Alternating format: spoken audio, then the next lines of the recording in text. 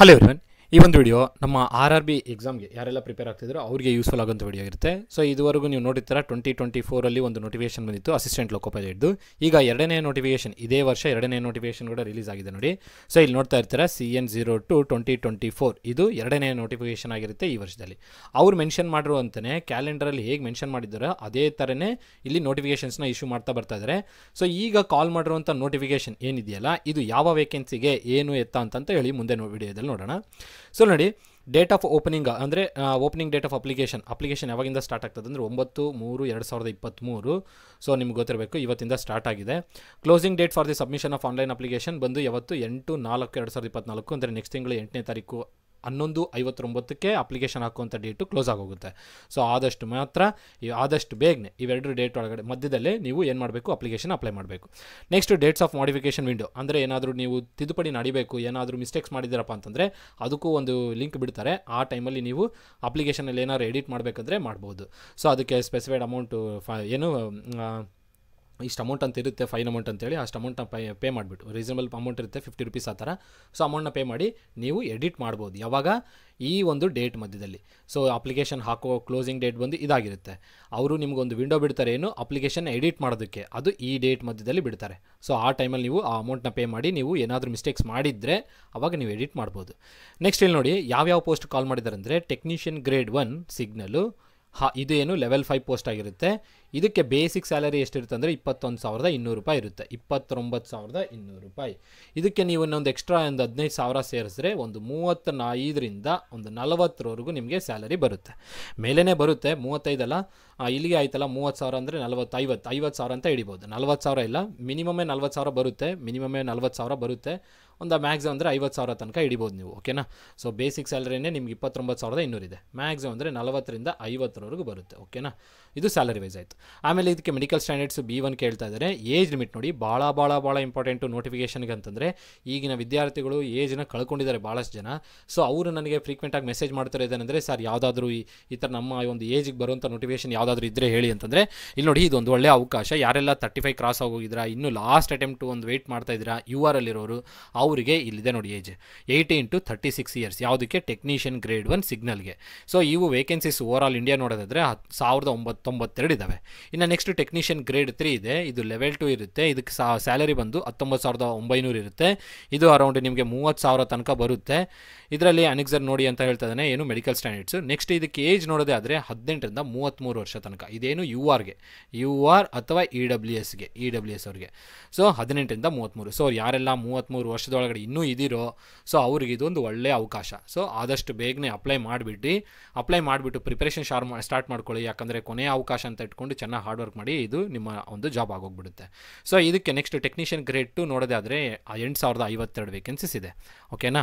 So ಇಷ್ಟು ನೋಡಬೇಕಾಯ್ತು. Salary ಏನು, ಯಾವ ಗ್ರೇಡ್ಗೆ ಎಷ್ಟು ವೇಕೆನ್ಸೀಸ್ ಇದೆ, ಏಜ್ ಲಿಮಿಟ್ ಏನು, ಯಾವ ಒಂದು ಲೆವೆಲ್ ಇರುತ್ತೆ ಸ್ಯಾಲರಿದು. ನೆಕ್ಸ್ಟ್ ಭಾಳ ಜನ ಇಲ್ಲಿ ಕೇಳೋದೇನಪ್ಪ ಅಂದರೆ ಇದಕ್ಕೆ ನೆಗೆಟಿವ್ ಇದೆಯಾ ಇಲ್ಲ ಅಂತ ಕೇಳ್ತಾರೆ. ನೆಗೆಟಿವ್ ಇರುತ್ತೆ ನೋಡಿ, ಮೆನ್ಷನ್ ಮಾಡಿದ್ದಾರೆ. There will be negative marking of ಎಷ್ಟು 1/3 marking of every wrong answer. So 3 question ತಪ್ಪಾಯಿತು ಅಂದರೆ ನಿಮ್ಗೆ ಎಷ್ಟು ಮಾರ್ಕ್ ಹೋಗ್ಬಿಡುತ್ತೆ, 1 ಮಾರ್ಕ್ ಹೋಗುತ್ತೆ. ಅದಾಗಿ ನಂತರ ಇದು ಯಾವ್ಯಾವ ಪ್ರಾಸೆಸ್ ಇರುತ್ತೆ ಏನಂತೇಳಿ ಮುಂದೆ ನೋಡೋಣ. ಒಂದು ನೀವು ಅಪ್ಲಿಕೇಶನ್ ಹಾಕೋ ಟೈಮಲ್ಲಿ ಏನಾದರೂ ಡಿಫಿಕಲ್ಟಿ ಆಯಿತು, ಏನಾದರೂ ಡೌಟ್ಸ್ ಬಂತು, ಏನಾದರೂ ಮಿಸ್ಟೇಕ್ಸ್ ಆಗ್ತಿದೆ, ಅದನ್ನು ಯಾರು ಕಾಂಟ್ಯಾಕ್ಟ್ ಮಾಡಿ ಯಾರನ್ನೇ ಕೇಳಬೇಕು ಅನ್ನೋದು ಏನಾದರೂ ಇತ್ತು ಅಂದರೆ ಇಲ್ಲಿ ನೋಡಿ ಹೆಲ್ಪ್ಲೈನ್ ಫಾರ್ ಕ್ಯಾಂಡಿಡೇಟ್ಸ್ ಕೊಟ್ಟಿದ್ದಾನೆ. For any queries related to submission of application CN ಇದು ಇವಾಗ ಬಿಟ್ಟಿದ್ದಾನಲ್ಲ, ಅಪ್ಲಿಕೇಶನ್ ಏನಾದರೂ ಸಬ್ಮಿಟ್ ಮಾಡಿದ್ರೆ ನಿಮಗೆ ಏನಾದರೂ ಡಿಫಿಕಲ್ಟೀಸ್ ಫೇಸ್ ಮಾಡ್ತಾ ಇದ್ದರೆ ಇಲ್ಲಿ ನೋಡಿ ಇಮೇಲ್ ಇದಕ್ಕಾದರೂ ಮಾಡಿ ಅಥವಾ ಫೋನ್ ನಂಬರ್ ಇಮೇಲು ಮಾಡಿ, ಜೊತೆಗೆ ಈ ಫೋನ್ ನಂಬರ್ ಕಾಲ್ ಮಾಡಿಬಿಟ್ಟು ನೀವು ಕೇಳ್ಬೋದು. ನೋಡಿ RRB shall not be responsible if candidates are not able to submit their online application within the last date of any reason. So ಹೇಳ್ತಾನೆ ಆದಷ್ಟು ಮಾತ್ರ ಬೇಗನೆ ಮಾಡಿ. ಲಾಸ್ಟ್ ಡೇಟಲ್ಲಿ ಸಬ್ಮಿಟ್ ಮಾಡಿದಾಗ ಇನ್ನೂ ಆಗಲಿಲ್ಲ ಅಂದರೆ ಅದಕ್ಕೆ RRB ರೆಸ್ಪಾನ್ಸಿಬಲ್ ಆಗಿರಲ್ಲ ಅಂತ ಹೇಳ್ತಾರೆ, ಓಕೆನಾ. ಸೊ ನೆಕ್ಸ್ಟು ಇಲ್ಲಿ ನೋಡಿ ಮೆಡಿಕಲ್ ಸ್ಟ್ಯಾಂಡರ್ಡ್ಸ್ ಎಲ್ಲ ಹೇಳಿದ್ದಾರೆ. ಈ ನೋಟಿಫಿಕೇಷನ್ ನೋಡಿ ನಿಮಗೆ ನಾನು ಡಿಸ್ಕ್ರಿಪ್ಷನ್ ಬಾಕ್ಸಲ್ಲಿ ನೋಟಿಫಿಕೇಷನ್ ಆ್ಯಡ್ ಮಾಡ್ತೀನಿ. ಸೊ ನೀವು ಅಲ್ಲಿಂದ ಈ ನೋಟಿಫಿಕೇಷನ್ ಡೌನ್ಲೋಡ್ ಮಾಡ್ಕೊಂಡು ನೋಡ್ಬೋದು, ಓಕೆನಾ. ನೆಕ್ಸ್ಟು ಇಲ್ಲಿ ನಿಮಗೆ ಹೇಳಿದ್ನಲ್ಲ ಏಜ್ ಲಿಮಿಟು ಟೆಕ್ನಿಷಿಯನ್ ಗ್ರೇಡ್ 1ಗೆ 18ರಿಂದ 33 ವರ್ಷ. ಇದು ಮುಂಚೆ ಇತ್ತು, ಬಟ್ ಈಗ ಏನದು ಕೊರೋನಾ ಟೈಮ್ ಇರೋ ಕಾರಣದಿಂದ ರಿವೈಸ್ ಮಾಡಿ ಡೇಟ್ಸ್ನ ಇದನ್ನು ಕೊಟ್ಟಿದ್ದಾರೆ. 18ರಿಂದ 36 ವರ್ಷದೊಳಗಿರುವಂಥ ಅಭ್ಯರ್ಥಿಗಳೆಲ್ಲ ಇದಕ್ಕೆ ಅಪ್ಲೈ ಮಾಡ್ಬೋದು. ನೆಕ್ಸ್ಟು ಟೆಕ್ನಿಷಿಯನ್ ಗ್ರೇಡ್ 3 ಬಂದು 18ರಿಂದ 33 ವರ್ಷ ತನಕ. ಇದು ರಿವೈಸ್ಡ್ ಡೇಟ್ಸ್, ಇದು ಏನು ರಿವೈಸ್ಡ್ ಡೇಟ್ಸ್. ಸೊ ಈ ಡೇಟ್ಸ್ನ ಆಧಾರದ ಮೇಲೆ ನೀವು ಅಪ್ಲೈ ಮಾಡಬೇಕಾಗುತ್ತೆ. ಸೊ ಅದೊಂದು ನೆನ್ಪಿಟ್ಕೊಳ್ಳಿ. ನೆಕ್ಸ್ಟ್ ಏಜ್ ರಿಲ್ಯಾಕ್ಸೇಷನ್ ಕೊಟ್ಟಿದ್ದಾರೆ. SC/ST ಅಭ್ಯರ್ಥಿಗಳಿಗೆ 5 ವರ್ಷ ಇರುತ್ತೆ, OBC ಅವರಿಗೆ 3 ವರ್ಷ ಇರುತ್ತೆ. ಸೊ ನಿಮಗೆ ಏಜ್ ರಿಲ್ಯಾಕ್ಸೇಷನ್ ಅಂದರೆ ಗೊತ್ತಿರಬೇಕು ಅನಿಸುತ್ತೆ. ಏಜ್ ರಿಲ್ಯಾಕ್ಸೇಷನ್ ಕ್ಲೇಮ್ ಮಾಡಿದ್ರೆ ನಿಮಗೆ ರಿಸರ್ವೇಷನಲ್ಲಿ, ನಿಮ್ಮ ರಿಸರ್ವೇಷನಲ್ಲಿ ಎಷ್ಟು ವೇಕೆನ್ಸೀಸ್ ಇರುತ್ತೋ ಅಷ್ಟಕ್ಕೆ ಮಾತ್ರ ನೀವು ಪಾರ್ಟಿಸಿಪೇಟ್ ಮಾಡಬೇಕಾಗಿರುತ್ತೆ. ಅದೇ ಥರನೇ ಟೆಕ್ನಿಷಿಯನ್ ಗ್ರೇಡ್ 3ಗೂ ಕೊಟ್ಟಿದ್ದಾರೆ ನೋಡಿ. 5 ಇಯರ್ಸ್ ಫಾರ್ SC/ST, OBC ಅವರಿಗೆ 3 ಇಯರ್ಸು. ಬೇಕಾಗಿದ್ದನ್ನು ಉಳ್ಕಿರೋದನ್ನೆಲ್ಲ ನೋಡ್ಕೊಳ್ಳಿ. ಈಗ ನೆಕ್ಸ್ಟ್ ಇಲ್ಲಿ ಬರಬೇಕಂತಂದರೆ ಇಲ್ಲಿ ಕೊಟ್ಟಿದ್ದಾರೆ ನೋಡಿ, URಗೆ ಅನ್ರಿಸರ್ವ್ಡ್ ಕ್ಯಾಟಗಿರಿಗೆ 18 ಇಂದ 36 ವರ್ಷದೊಳಗಡೆ ಯಾವ ಪೋಸ್ಟ್ ಇತ್ತಲ್ಲ ಆ ಪೋಸ್ಟ್ಗೆ ಹೇಳ್ತಿರೋದು. ಸೊ ಇಲ್ಲಿ ನೋಡಿ, EWS 2/7/1988 ಈ ಡೇಟ್ ಒಳಗಡೆ ಯಾರೆಲ್ಲ ಹುಟ್ಟಿರ್ತಾರೋ ಅವರೆಲ್ಲ ಈ ಅಪ್ಲಿಕೇಶನ್ ಹಾಕ್ಬೋದು. ಅದೇ ಥರನೇ OBC ಅವ್ರಿಗೆ ಅಷ್ಟೇ, SC/ST ಅವ್ರಿಗೆ ಕೊಟ್ಟಿದ್ದಾನೆ. ಅದೇ ಥರನೇ 18 ಇಂದ 33 ವರ್ಷ ಒಳಗಡೆ ಪೋಸ್ಟ್ ಯಾವುದಿತ್ತಲ್ಲ ಅದಕ್ಕೆ 2/7/1991 ಆ ಡೇಟ್ ಒಳಗಡೆ ಯಾರೆಲ್ಲ ಹುಟ್ಟಿದ್ರೋ ಅವರು ಕೂಡ ಇದಕ್ಕೆ ಅಪ್ಲೈ ಮಾಡಬಹುದು. ಸೊ ಚೆನ್ನಾಗೇ ಇದೆ, ಒಳ್ಳೆ ಅವಕಾಶ ಹೇಳಬೇಕಂದ್ರೆ ಅಪ್ಲಿಕೇಶನ್ ಹಾಕೋದಕ್ಕೆ. ಅಪ್ಲೈ ಮಾಡಿಬಿಡಿ. ಅಪ್ಲೈ ಮಾಡಿ ಚೆನ್ನಾಗಿ ಪ್ರಿಪೇರ್ ಆಗಿ, ಎಕ್ಸಾಮ್ ಬರೋದ್ರೊಳಗಡೆ ಇನ್ನೂ ಟೈಮ್ ಭಾಳ ಇದೆ, ಈಸಿಯಾಗಿ ಕ್ಲಿಯರ್ ಮಾಡ್ಬೋದು. ನೆಕ್ಸ್ಟು ಎಜುಕೇಷನಲ್ ಕ್ವಾಲಿಫಿಕೇಷನು ಭಾಳ ಇಂಪಾರ್ಟೆಂಟು. ಭಾಳ ಜನ ಕೇಳ್ತಾರೆ ಇಲ್ಲಿ ಎಜುಕೇಷನಲ್ ಕ್ವಾಲಿಫಿಕೇಷನ್ ಏನಂತೇಳಿ. ಇದನ್ನು ಮುಂದೆ ನೋಡೋಣ, ಯಾಕಂದರೆ ಇಲ್ಲಿ ಪ್ಲೀಸ್ ಸಿ ಅನೆಕ್ಸರ್ ಎ ಅಂತ ಹೇಳಿದಾನಲ್ಲ, ಅನೆಕ್ಸರ್ ಏನಲ್ಲಿ ನೋಡಿದ್ರೆ ನಮಗೆ ಕ್ಲಿಯರಾಗಿ ಗೊತ್ತಾಗುತ್ತೆ. ಇಲ್ಲಿ ನೋಡೋದಾದರೆ ಫೀ ಡೀಟೇಲ್ಸ್ ಭಾಳ important. Candidates will have to pay the prescribed fee as per their community and category detail below. So for all candidates ನೋಡಿ, ಎಲ್ಲ ಕ್ಯಾಂಡಿಡೇಟ್ಸ್ಗೆ except categories mention below SL number 2 ಅಂತ ಹೇಳಿದ್ದಾನೆ. ಸೊ ಹೇಳ್ಬೇಕಂದ್ರೆ ಯಾವುದಂತೀರಾ SC/ST, ex service men, female, transgender ಅವರಿಗೆಲ್ಲ fee concession ಏನಾದರೂ ಇರ್ಬೋದು. ಇಲ್ಲಿ ನೋಡಿ, for all candidates expect categories mention below SL number 2 out of this fees 500 rupees an amount of 400 shall be refunded. So 500 rupees pay ಮಾಡಿರ್ತೀರಾ. CBT 1 attend ಮಾಡಿದ್ಮೇಲೆ, CBT attend ಮಾಡಿದ್ಮೇಲೆ ನಿಮಗೆ 500ಅಲ್ಲಿ 400 ರಿಫಂಡ್ ಆಗೋಗುತ್ತೆ. ಇದು UR ಕ್ಯಾಟಗರಿ ಅವರಿಗೆ. For candidates who belong to SC/ST, ex service men, female, transgender, minorities or economically backward ಕ್ಲಾಸಸ್ಗೆ caution to candidates, EBC should not be confused with OBC and EWS. ಬಿಡು. This fee of ₹250 shall be refunded deducting bank charges on appearing CBT. So ಇಲ್ಲಿ ನೋಡಿ, ₹250 ಏನು pay ಮಾಡ್ತೀರಾ ಇದು ಕಂಪ್ಲೀಟಾಗಿ refund ಆಗೋಗುತ್ತೆ. ಯಾರಿಗೆ? ಇವರಿಗೆ. ₹250 ಏನು ಪೇ ಮಾಡಿರ್ತಾರಲ್ಲ ಕಂಪ್ಲೀಟಾಗಿ ರಿಫಂಡ್ ಆಗೋಗುತ್ತೆ ಯಾವಾಗ ನೀವು CBT ಅಟೆಂಡ್ ಮಾಡಿದ್ಮೇಲೆ. So this fee of $250 shall be refunded deducting bank charges. ಏನಂದರೆ ₹250 ಏನು ಪೇ ಮಾಡಿರ್ತೀರಾ ಅದ್ರ ಮೇಲೆ ಬ್ಯಾಂಕ್ ಚಾರ್ಜಸ್ ಏನೇ ಇರುತ್ತಲ್ಲ ಅದನ್ನು ಡಿಡಕ್ಷನ್ ಮಾಡಿ ನಾವು ಉಳಿಕಿರೋ ₹250. ನೀವು ಇವಾಗ ₹250 ಅಂದರೆ ₹278 ಕಟ್ಟಿದ್ರೆ ಅಂತ ಇಟ್ಕೊಳ್ಳಿ. ಅದರಲ್ಲಿ ಏನು ₹28 ಇದೆ ಬ್ಯಾಂಕ್ ಚಾರ್ಜಸ್ ಅದನ್ನು ಡಿಡಕ್ಷನ್ ಮಾಡ್ತಾರೆ, ಅದು ರಿಫಂಡ್ ಆಗಲ್ಲ. ಆದರೆ ₹250 ಏನಿರುತ್ತಲ್ಲ ಅದು ನಿಮಗೆ ರಿಫಂಡ್ ಆಗುತ್ತೆ. ಅದನ್ನು ನೆನ್ಪಿಟ್ಕೊಳ್ಳಿ. ಸೊ ಯಾರಿಗೆ ರಿಫಂಡ್ ಆಗುತ್ತೆ? ಇದರಲ್ಲಿ ಇದಿರಲ್ಲ ಅವರಿಗೆಲ್ಲ ರಿಫಂಡ್ ಆಗುತ್ತೆ, ಇದರಲ್ಲಿರೋರಿಗೆ ರಿಫಂಡ್ ಆಗಲ್ಲ. ಸೊ ನಿಮ್ಗೆ ಗೊತ್ತಾಗಿರುತ್ತೆ ಅನಿಸುತ್ತೆ. ಫೀಸ್ ಬಂದು ಯಾರಿಗೆ ₹500 ಇದೆ, ಯಾರಿಗೆ $250 ಇದೆ ಅಂತೇಳಿ. ಸೊ ಜನರಲ್ ಕ್ಯಾಟಗರಿಗೆ ಏನಿದೆಯಲ್ಲ ಅದು $500. ಅಟೆಂಡ್ ಮಾಡಿದ ನಂತರ ನಿಮಗೆ 400 ರಿಫಂಡ್ ಆಗೋಗುತ್ತೆ. ಇಲ್ಲಿ ₹250 ಏನು ಅಪ್ಲೈ ಮಾಡಿರ್ತೀರಾ ಅದರಲ್ಲಿ ಬ್ಯಾಂಕ್ ಚಾರ್ಜಸ್ ಡಿಡಕ್ಟ್ ಮಾಡಿಬಿಟ್ಟು 250 ಪ್ಲಸ್ ಎಕ್ಸ್ಟ್ರಾ ಸಮಥಿಂಗ್ ಆಗಿರುತ್ತೆ, ಅದನ್ನು ಡಿಡಕ್ಷನ್ ಮಾಡಿ ನಿಮಗೆ ₹250 ನಿಮಗೆ CBT ಆಗಿದ್ದ ನಂತರ ಇದೇನು ಮಾಡ್ತಾರೆ, ರಿಫಂಡ್ ಮಾಡ್ತಾರೆ. ಯಾರಿಗೆ? ಈ ಕ್ಯಾಟಗರೀಸ್ಗೆಲ್ಲ. ಸೊ ಇದೊಂದು ನೆನ್ಪಿಟ್ಕೊಳ್ಳಿ.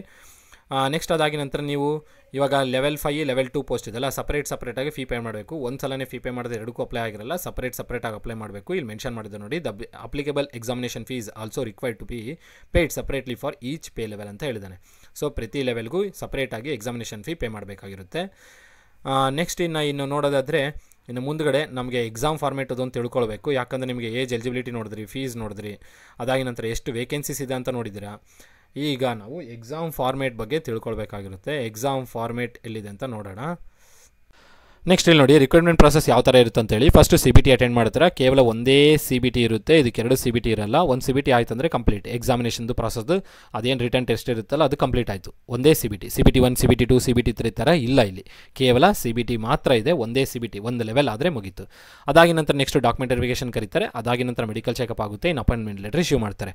ಸೊ ಕೇವಲ ಒಂದೇ CBT ಇರೋ ಕಾರಣದಿಂದ ಈಸಿಯಾಗಿ ಈ ಪೋಸ್ಟ್ನ ಕ್ಲಿಯರ್ ಮಾಡ್ಕೊಳ್ಬೋದು. ಬಟ್ ಆದರೆ ಇಲ್ಲಿ ನೋಡಿ, ಟೆಕ್ನಿಷಿಯನ್ ಗ್ರೇಡ್ 1 ಮತ್ತು ಗ್ರೇಡ್ 2 ಎರಡಕ್ಕೂ ಮೆನ್ಷನ್ ಮಾಡಿದರೆ ಒಂದೇ CBT ಅಂತೇಳಿ. ಸೊ ಈಸಿಯಾಗಿ ಕ್ಲಿಯರ್ ಮಾಡ್ಬೋದು ಈ ಪೋಸ್ಟ್ನ. ಬಟ್ ಆದಷ್ಟು ಎಫರ್ಟ್ಸ್ ಹಾಕ್ರಿ. ಕಾಂಪಿಟೇಷನ್ ಲೆವೆಲ್ ಒಂದು ಸ್ವಲ್ಪ ರೇಂಜ್ ಜಾಸ್ತಿನೇ ಇರ್ಬೋದು. ಪ್ರಿಪರೇಷನ್ ಮಾಡ್ಕೊಂಡ್ರೆ ಎಕ್ಸಾಮ್ನ ಈಸಿಯಾಗಿ ಕ್ಲಿಯರ್ ಮಾಡೋದು. ಇಲ್ಲಿ ನೋಡಿ ಹೇಳ್ತಾನೆ, pattern and syllabus for CBT for pay level 5 ಅಂದರೆ ಟೆಕ್ನಿಷಿಯನ್ ಗ್ರೇಡ್ ಸಿಗ್ನಲ್ 1ಗೆ CBT ಇದಕ್ಕೂ ಒಂದೇ ಇರೋದು. ಸೊ ಎಷ್ಟು ಮೊತ್ತ ಕ್ವಶನ್ಸು 100 ಕ್ವಶನ್ಸ್ ಇರುತ್ತೆ, 90 ನಿಮಿಷ ಎಕ್ಸಾಮು. ಇದಕ್ಕೆ ನೆಗೆಟಿವ್ ನಾನು ಹೇಳಿದೆ 1/3 ಅಂತ ಹೇಳ್ಬಿಟ್ಟು. ನಾರ್ಮಲೇಷನ್ ನಡೆಯುತ್ತೆ, ಎಲ್ಲ ಶಿಫ್ಟ್ಗಳಲ್ಲಿ ನಡೆಯೋ ಕಾರಣದಿಂದ ನಾರ್ಮಲೇಷನ್ ನಡೆಯುತ್ತೆ RRBನಲ್ಲಿ. ಆಮೇಲೆ ಮಿನಿಮಮ್ ಮಾರ್ಕ್ಸ್ ನೀವು ಕಂಪಲ್ಸರಿ ಇಷ್ಟು ತರಲೇಬೇಕು. URಗೆ EWS ಬಂದು 40%, OBC ಅವರಿಗೆ 30%, SCಗೆ 30%, STಗೆ 25%. These percentages may be relaxed by 2% for PWD candidates. PWD ಅವರಿಗೆ 2%ಇಂದ ರಿಲ್ಯಾಕ್ಸೇಷನ್ ಮಾಡ್ಬೋದು ಅಂತ ಹೇಳ್ತಾರೆ. ಸೊ ಈಗ ತಿಳ್ಕೊಳ್ಳಿ, ಎಷ್ಟು ನಿಮಿಷ? 90 ನಿಮಿಷ, 100 ಕ್ವಶನು, ನೆಗೆಟಿವ್ ಎಷ್ಟು? 1/3. ಮತ್ತು ನಾರ್ಮಲೈಸೇಷನ್ ನಡೆಯುತ್ತಾ ಇಲ್ಲ ಅಂತ ಕೇಳಿದ್ರೆ ನಾರ್ಮಲೈಸೇಷನ್ ನಡೆಯುತ್ತೆ. ಸೊ ಇದು ನಿಮಗೆ ಲೆವೆಲ್ 5 ಪೋಸ್ಟ್, ಯಾವುದು ಟೆಕ್ನಿಷಿಯನ್ ಗ್ರೇಡ್ 1 ಸಿಗ್ನಲ್ ಪೋಸ್ಟ್ ಇದು. ಸೊ ಸಿಲೆಬಸ್ ಏನೇನಿದೆ ಅಪ್ಪ ಅಂತ ನೋಡೋದೇ ಆದರೆ ಕೇವಲ ಒಂದೇ CBT ನೋಡಿ, ಚೆನ್ನಾಗಿ ಗಮನದಲ್ಲಿ ಇಟ್ಕೊಳ್ಳಿ. ನೋಡಿ ಇಲ್ಲಿ ಇನ್ನೊಂದು ಪಾಯಿಂಟ್ ಮೆನ್ಷನ್ ಮಾಡ್ತಾರೆ. The marks scored in CBT shall be counted for short listing of candidates for further stage of this recruitment process.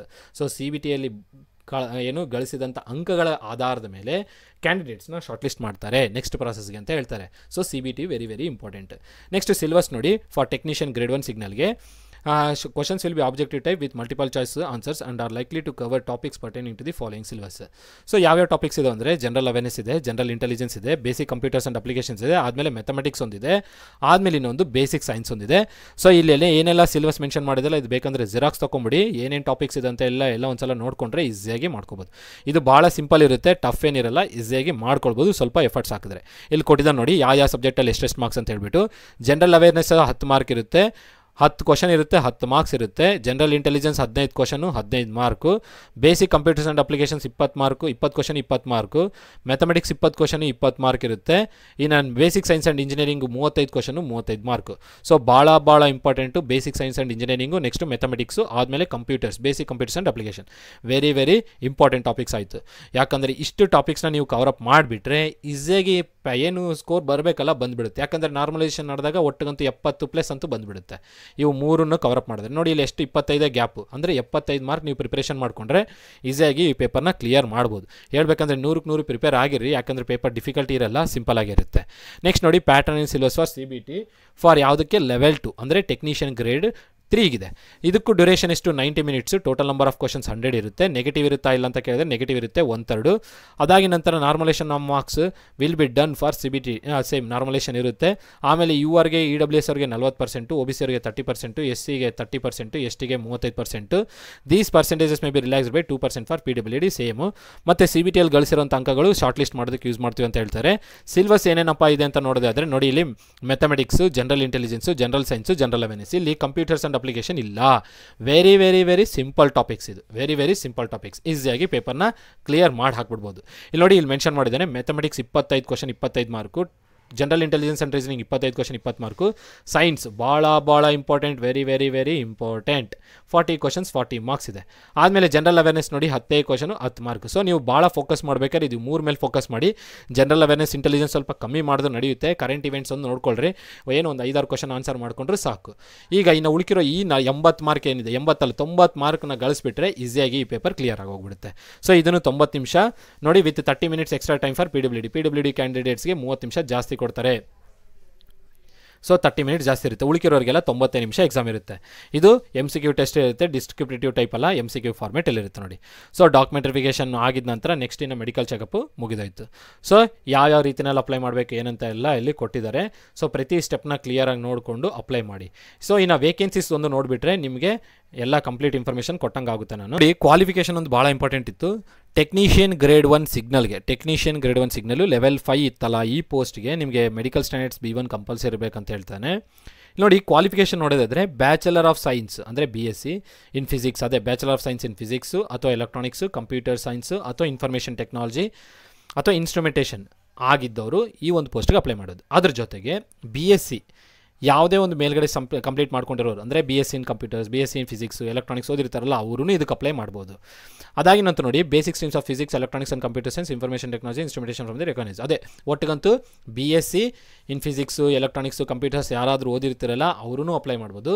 ಅಥವಾ bachelor in science, bachelor of science ಏನು physics, electronics, computer science, information technology ಆಗಿರೋರು ಕೂಡ apply ಮಾಡ್ಬೋದು ಒಂದು. Next engineering ಕಾರ್ಡ್ ಬಂದರೆ engineering ಆಗಿರೋರು ಕೂಡ ಅಪ್ಲೈ ಮಾಡ್ಬೋದು ಇದಕ್ಕೆ. ಇಂಜಿನಿಯರಿಂಗ್ ಅಥವಾ ಡಿಪ್ಲೊಮೊ ಕಂಪ್ಲೀಟ್ ಆಗಿದ್ದರೆ ಯಾರೆಲ್ಲ ಅಪ್ಲೈ ಮಾಡ್ಬೋದು ಡಿಪ್ಲೊಮೋದವ್ರು ಅಂದರೆ diploma in electronics, diploma in computer science, diploma in information technology, diploma in instrumentation ಆಗಿರೋರು ಈ ಒಂದು ಪೋಸ್ಟ್ಗೆ ಎಲಿಜಿಬಲ್ ಇರ್ತೀರಾ. ಸೊ ಈಸಿಯಾಗಿ ಕ್ಲಿಯರ್ ಮಾಡ್ಬೋದು ನೋಡಿರಿ. ನಿಮ್ಗೆ ಒಂದು ಒಳ್ಳೆಯ ಅವಕಾಶ ಬಂತು EC ಅವ್ರಿಗೆ, CS ಅವ್ರಿಗೆ, ಇನ್ಫಾರ್ಮೇಷನ್ ಟೆಕ್ನಾಲಜಿ ಅವ್ರಿಗೆ ಹಾಗೂ ಇನ್ಸ್ಟ್ರುಮೆಂಟೇಷನ್ಗೆ. ನೆಕ್ಸ್ಟ್ ನೋಡಿ degree in engineering in the above streams. ಡಿಗ್ರಿನೂ ಅಷ್ಟೇ, ಇಂಜಿನಿಯರಿಂಗ್ ಏನಾದರೂ BE ಆಗಿದ್ದವರು, BE in electronics, BE in computers, BE in information science, ಅದೇ information technology, BE in instrumentation ಆಗಿರೋರು ಕೂಡ ಈ ಪೋಸ್ಟ್ಗೆ ಎಲಿಜಿಬಲ್ ಇರ್ತಾರೆ. ಯಾವುದು ಟೆಕ್ನಿಷಿಯನ್ ಗ್ರೇಡ್ 1 ಸಿಗ್ನಲ್ಗೆ. ನೆಕ್ಸ್ಟ್ ಇನ್ನು ಟೆಕ್ನಿಷಿಯನ್ ಗ್ರೇಡ್ 3 ಏನಿದೆಲ್ಲ ಇದು SSLC ಪ್ಲಸ್ ITI ಆಗಿರೋಂಥವ್ರು ಈ ಒಂದು ಪೋಸ್ಟಿಗೆ ಅಪ್ಲೈ ಮಾಡ್ಬೋದು. ಇದೆಲ್ಲ SSLC ಪ್ಲಸ್ ITIನೇ, ಉಳಿಕಿರೋ ಎಲ್ಲ ಪೋಸ್ಟಿಗೆ SSLC ಪ್ಲಸ್ ITI. PUC ಆಗಿರೋರು ಅಪ್ಲೈ ಮಾಡ್ಬೋದು ಅಂತ ಕೇಳಿದರೆ ನನಗೆ PUC ಕಂಪ್ಲೀಟ್ ಆಗಿದ್ದರೆ ನೀವು ಇದಕ್ಕೆ ಎಲಿಜಿಬಲ್ ಇರಲ್ಲ. ಎಲ್ಲೂ ಮೆನ್ಷನ್ ಮಾಡಿಲ್ಲ ನೋಡಿ, PUC ಕಂಪ್ಲೀಟ್ ಆಗಿದ್ದರೂ ಅಪ್ಲೈ ಮಾಡ್ಬೋದು ಅಂತೇಳಿ. ಇಲ್ಲಿ ನೋಡಿ, matriculation or SSLC plus course completed act apprenticeship in the trades mentioned above. So ಇದನ್ನು ಬರೋಲ್ಲ, ಹೇಳ್ಬೇಕಂದ್ರೆ ಕೇವಲ ITI ಆಗಿರೋರು ಮಾತ್ರ ಇದಕ್ಕೆ ಅಪ್ಲೈ ಮಾಡ್ಬೋದು. ITI ನೋಡಿ, matriculation or SSLC plus ITI from recognised institutions of NCVT and SCVT in the trade of a fitter and fitter or matriculation or SSLC plus course.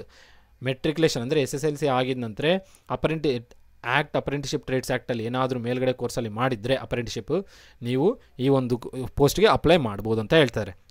ಒಟ್ಟಿಗಂತೂ ಏನು ಗ್ರೇಡ್ 3 ಇತ್ತದಲ್ಲ ITIದವ್ರದ್ದೇ. ಸೊ ನೋಡ್ಕೊಳ್ಳಿ, ಇಲ್ಲಿ ಕೇಳಿರೋದು PUC ಅವ್ರು ಕೇಳಿಲ್ಲ, ಕೇವಲ ITIದವ್ರಿಗೆ ಹಾಗೂ engineering ಡಿಪ್ಲೊಮೋದವ್ರಿಗೆ. Technician grade 3 ಆದರೆ engineering diploma ಹಾಗೂ BSc, ಅದೇ ಗ್ರೇಡ್ 3 ಆದರೆ ITIದವ್ರಿಗೆ. ಓಕೆನಾ? ಸೊ ಅವರು ರಿಲೆವೆಂಟ್ ಟ್ರೇಡ್ಸ್ನ ಮೆನ್ಷನ್ ಮಾಡಿದರೆ ಅದನ್ನು ನೀವು ನೋಡ್ಕೊಳ್ಳಿ, ಯಾಕಂದರೆ ಅಪ್ಲಿಕೇಶನ್ ನಾನು ಅಪ್ಲೋಡ್ ಮಾಡಿ ಇದು ಏನಂತಾರೆ ನೋಟಿಫಿಕೇಶನ್ ಅಟ್ಯಾಚ್ ಮಾಡಿರ್ತೀನಿ, ಅಲ್ಲಿ ನೀವು ನೋಡ್ಬೋದು. ಇದು ನೋಡಿ, ಇಲ್ಲಿ ಮೆನ್ಷನ್ ಆಗಿದೆ. ಇದು ಎಷ್ಟು ಪೋಸ್ಟ್ ಇದೆ ಅಂತ ನೋಡೋಣ. RRB ಬೆಂಗಳೂರು, ನಮ್ಮ ಬೆಂಗಳೂರು ಸೌತ್ ವೆಸ್ಟ್ ರೈಲ್ವೇಸ್ಗೆ ಟೆಕ್ನಿಷಿಯನ್ ಗ್ರೇಡ್ 1 ಸಿಗ್ನಲ್ ಪೋಸ್ಟ್ಗೆ ಎಷ್ಟಿದೆ ಅಂತ ನೋಡೋದಾದರೆ 44 ವೇಕೆನ್ಸೀಸ್ ಇದೆ. ಟೋಟಲ್ ಎಷ್ಟಿದೆ? 44 ವೇಕೆನ್ಸೀಸ್ ಇದೆ. URಗೆ 22, SCಗೆ 7, STಗೆ 3, OBC ಅವರಿಗೆ 8, EWS ಅವರಿಗೆ 4. ಸೊ ಇಷ್ಟು ವೇಕೆನ್ಸೀಸ್ ಇದ್ದಾವೆ. ಮೊತ್ತ 44 ವೇಕೆನ್ಸೀಸು ಟೆಕ್ನಿಷಿಯನ್ ಗ್ರೇಡ್ 1. ಎಷ್ಟು ಇದು? ಯಾವುದು? ಲೆವೆಲ್ 5ಗೆ. ಟೋಟಲ್ ಎಷ್ಟು? 44. ಇದಕ್ಕೆ ಹಬ್ಬ ಅಂದರೆ ಒಂದು 50ರಿಂದ 1 ಲಕ್ಷವರೆಗೂ ಅಪ್ಲಿಕೇಶನ್ಸ್ ಬೀಳಬಹುದು. ನೆಕ್ಸ್ಟ್ ಇನ್ನು ಟೆಕ್ನಿಷಿಯನ್ ಗ್ರೇಡ್ 3 ಇನ್ನು ಉಳಿಕಿರೋ ITI ವೇಕೆನ್ಸೀಸ್ ಮೇಲೆ ನೋಡೋದಾದರೆ ಟೋಟಲ್ ಅವುಗಳು ಎಷ್ಟಿದಾವಪ್ಪ ಅಂದರೆ ಟೋಟಲು ಇಲ್ಲಿದೆ ನೋಡಿ, ಎಷ್ಟಿದು? 98 ವೇಕೆನ್ಸೀಸ್ ಇದೆ. ಒಟ್ಟಿಗೆ ಎರಡೂ ಸೇರಿ ಗ್ರೇಡ್ 1 ಗ್ರೇಡ್ 3 ಎರಡೂ ಸೇರಿ 142 ವೇಕೆನ್ಸೀಸ್ ಇದೆ. ಸೊ ಹೇಳ್ಬೇಕಂದ್ರೆ ಕಮ್ಮಿ ವೇಕೆನ್ಸೀಸೇ ಬಂದಿದೆ. 8,000 ವೇಕೆನ್ಸೀಸು ಪ್ಲಸ್ 1000 ವೇಕೆನ್ಸೀಸ್ ಅಂದರೆ ನಮ್ಮ ಕರ್ನಾಟಕ ರೀಜನ್ಗೆ ಭಾಳ ಕಮ್ಮಿ ಬಂದಿದ್ದಾವೆ. ಸೊ ಇನ್ನು ಉಳಿಕಿರೋ ರೀಜನ್ಸಿಗೆ ಭಾಳ ಇದ್ದಾವೆ. ಸೊ ನೀವು ನಮ್ಮ ಕರ್ನಾಟಕಕ್ಕೆ ಒಂದೇ ಅಂತಿಲ್ಲ, ಬೇರೆ ರೀಜನ್ಸ್ಗೂ ಅಪ್ಲೈ ಮಾಡ್ಬೋದು. ಬಟ್ ನಮ್ಮ ಸ್ಟೇಟ್ ಆದರೆ ನಿಮಗೆ ಕೆಲಸ ಮಾಡೋದಕ್ಕೆ, ನೀವು ಎಲ್ಲೇ ಪೋಸ್ಟಿಂಗ್ ಆದರೂ ಈಸಿಯಾಗಿ ಕೆಲಸ ಮಾಡ್ಕೊಂಡು ಹೋಗ್ಬೋದು. ಹೌದಾ? ಸೊ ಭಾಳ ಸಾಕಷ್ಟು ಸ್ಟೂಡೆಂಟ್ಸ್ ಆಸ್ಪಿರೆಂಟ್ಸು ಕರ್ನಾಟಕದಲ್ಲೇ ಜಾಬ್ ಇದ್ದರೆ ಚೆನ್ನಾಗಿ ಅಂತ ಅಂದ್ಕೊಂಡಿರ್ತೀವಿ. ಸೊ ನೀವು ಕರ್ನಾಟಕದಲ್ಲೇ ತೊಗೊಳ್ಬೇಕನ್ನಂಗಿತ್ತಂದರೆ ಇಷ್ಟೇ ವೇಕೆನ್ಸೀಸ್ಗೆ ನೀವು ಪಾರ್ಟಿಸಿಪೇಟ್ ಮಾಡಬೇಕು. ಇಷ್ಟು ವೇಕೆನ್ಸೀಸ್ಗೆ ಎಷ್ಟು ಅಪ್ಲಿಕೇಶನ್ ಬೀಳ್ಬೋದು ಸರ್ ಅಂದರೆ 3 ಲ್ಯಾಕ್ವರೆಗೂ ಅಪ್ಲಿಕೇಶನ್ಸ್ ಬೀಳ್ಬೋದು. ಸೊ ಪ್ರಿಪೇರ್ ಮಾಡಿ, ಚೆನ್ನಾಗಿ ಪ್ರಿಪ್ರೇಷನ್ ಮಾಡಿದ್ರೆ ಈ ವೇಕೆನ್ಸೀಸಲ್ಲಿ ನಿಮಗೂ ಬೇಕಾಗಿರೋದು ಒಂದೇ ಪೋಸ್ಟು ಈಸಿಯಾಗಿ ಕ್ಲಿಯರ್ ಮಾಡ್ಕೊಳ್ಬೋದು. ಸೊ ಈ ರೀತಿಯಲ್ಲಿ ಇದೆ ನೋಡಿ, ವೇಕೆನ್ಸೀಸ್ ಎಷ್ಟೆಷ್ಟಿದೆ, ಯಾರ್ಯಾರಿಗೆ ಎಷ್ಟೆಷ್ಟಿದೆ ಅಂತೆಲ್ಲ ನೋಡಿರ್ತೀರ ಅನಿಸುತ್ತೆ. ಇನ್ನು ಇದೆಲ್ಲ ಉಳಿಕಿರೋ ರೀಜನ್ಸ್ಗಿರುತ್ತೆ. ಸೊ ಇನ್ನೂ ಒಂದು ಮಾಹಿತಿ ನಿಮಗೆ ತಿಳಿಸ್ಬೇಕು. ಏನಪ್ಪ ಅಂದರೆ RRB ಅಸಿಸ್ಟೆಂಟ್ ಲೋಕೋ ಪೈಲಟ್ ALPಗೂ ಹಾಗೂ RRB ಈಗ ಬಂದಿದೆಲ್ಲ CN 02 notification technician grade 1 grade 3ಗೂ ನಾವು ಕೋರ್ಸ್ನ ಮಾಡ್ತಾ ಇರ್ತೀನಿ. ಸೊ ಯಾರೆಲ್ಲ ಕೋರ್ಸ್ ಬೇಕಲ್ಲ, ಈ CN 2ಗೆ ಪಕ್ಕಾ ಆಗೋಗ್ಬೋದು. ನಾವು ಎಫರ್ಟ್ಸ್ ಹಾಕ್ತೀವಿ. ನನ್ನ ಕಡೆಯಿಂದ ನನ್ನ ಎಫರ್ಟ್ಸ್ ನಾನು ಹಾಕ್ತೀನಿ, ನಿಮ್ಮ ಕಡೆಯಿಂದ ನಿಮ್ಮ ಎಫರ್ಟ್ಸ್ ಹಾಕ್ರಿ. ಸೊ ಈಸಿಯಾಗಿ ಕ್ಲಿಯರ್ ಮಾಡ್ಬೋದು. ಯಾಕಂದರೆ ಇದು ಕೇವಲ CBT 1 ಮಾತ್ರ ಇರೋ ಒಂದೇ ಲೆವೆಲ್ ಇದೆ, ಈಸಿಯಾಗಿ ಕ್ಲಿಯರ್ ಮಾಡಾಕ್ಬೋದು. ಸೊ ಕೋರ್ಸ್ನ ನಾನು ಪ್ರಿಪೇರ್ ಮಾಡ್ತಾ ಇರ್ತೀನಿ. ಸೊ ಯಾರೆಲ್ಲರಿಗೂ ಇಂಟ್ರೆಸ್ಟ್ ಇದಿರಲ್ಲ, ಸೊ ಕೋರ್ಸ್ ಬೇಕನ್ನೋರು ಈ ನಂಬರ್ಗೆ ನೀವು ಕಾಲ್ ಮಾಡಿಬಿಟ್ಟು ಕೋರ್ಸ್ ಬಗ್ಗೆ ರಿಜಿಸ್ಟ್ರೇಷನ್ ಮಾಡ್ಕೋಬೋದು. ನಂಬರ್ ಬಂದು 9964600913. ಈ ನಂಬರ್ಗೆ ನೀವು ಕಾಲ್ ಮಾಡಿ ಅಸಿಸ್ಟೆಂಟ್ ಲೋಕೋ ಪೈಲಟ್ ಕೋರ್ಸ್ಗೆ ಅಥವಾ ಯಾವುದು ಟೆಕ್ನಿಷಿಯನ್ ಗ್ರೇಡ್ 1 ಗ್ರೇಡ್ 3 ವೇಕೆನ್ಸಿಗೆ ಕೋರ್ಸ್ ಏನಾದರೂ ಬೇಕಂದರೆ ಈ ನಂಬರ್ಗೆ ಕಾಲ್ ಮಾಡಿ ರಿಜಿಸ್ಟರ್ ಮಾಡ್ಕೊಳ್ಳಿ. ಅಥವಾ ಕೋರ್ಸ್ ಬಗ್ಗೆ ಏನಾದ್ರು ಇನ್ಫಾರ್ಮೇಷನ್ ಬೇಕಂದರೆ ಕೇಳಿ ತಿಳ್ಕೊಳ್ಳಿ. ಸೊ ನಿಮಗೆ ಈ ವಿಡಿಯೋ ಇಷ್ಟ ಆದರೆ ಲೈಕ್ ಮಾಡಿ ಹಾಗೂ ನಿಮ್ಮ ಫ್ರೆಂಡ್ಸ್ ಜೊತೆ ಶೇರ್ ಮಾಡಿ. ಯಾರೆಲ್ಲ ಕಾಯ್ತಾ ಇದ್ದೀರಾ ಜಾಬ್ಸ್ ತೊಗೊಳ್ಬೇಕನ್ನೋರಿಗೆ ಇದೊಂದೇ ಒಳ್ಳೆ ಅದ್ಭುತವಾದ ಅಪಾರ್ಚುನಿಟಿ ಅಂತ ಅಂದ್ಕೊಳ್ಬೋದು. ಸೊ ಇನ್ನೊಂದು ಸಲ ಹೇಳ್ತಾ ಇದ್ದೀನಿ, ಕೋರ್ಸ್ನ ನಾವು ರೆಡಿ ಮಾಡ್ತಾ ಇದ್ದೀವಿ. ಸೊ ಇಂಟ್ರೆಸ್ಟೆಡ್ ಆಗಿರುವಂಥ ಕ್ಯಾಂಡಿಡೇಟ್ಸು ಈ ಒಂದು ನಂಬರ್ಗೆ ಕಾಲ್ ಮಾಡಿ ಕೋರ್ಸ್ನ ರಿಜಿಸ್ಟರ್ ಮಾಡ್ಕೊಳ್ಳಿ, ಅಥವಾ ಕೋರ್ಸಿಂದು ಡೀಟೇಲ್ಸ್ ತಿಳ್ಕೊಂಬಿಟ್ಟು ನೀವು ಮುಂದೆ ಆಗ್ಬೋದು. ಓಕೆನಾ? ಇಷ್ಟು ಹೇಳ್ತಾ ಈ ಒಂದು ವೀಡಿಯೋನ ಎಂಡ್ ಮಾಡ್ತೀನಿ. ಇಷ್ಟ ಆದರೆ ಲೈಕ್ ಮಾಡಿ, ಫ್ರೆಂಡ್ಸ್ ಜೊತೆ ಶೇರ್ ಮಾಡಿ ಹಾಗೂ ಸಬ್ಸ್ಕ್ರೈಬ್ ಆಗಿ. ಎಲ್ಲರಿಗೂ ಧನ್ಯವಾದಗಳು ಹೇಳ್ತಾ ವೀಡಿಯೋನ ಎಂಡ್ ಮಾಡ್ತಾ ಇದ್ದೀನಿ.